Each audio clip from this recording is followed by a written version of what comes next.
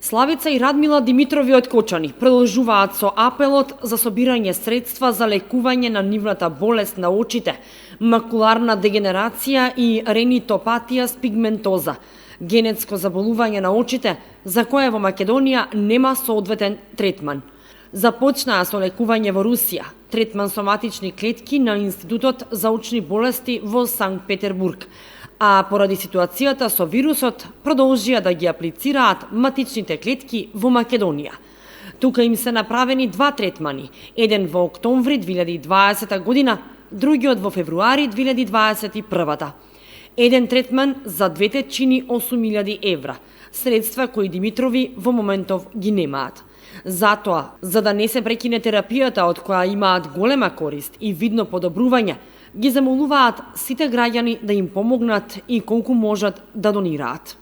Јас продолжувам со своето лекување. Примав два третмани во Македонија поради ситуацијата со COVID-19. Потребно е да заминам во јуни на лекување во Санкт Петербург како стигне ситуацијата со COVID.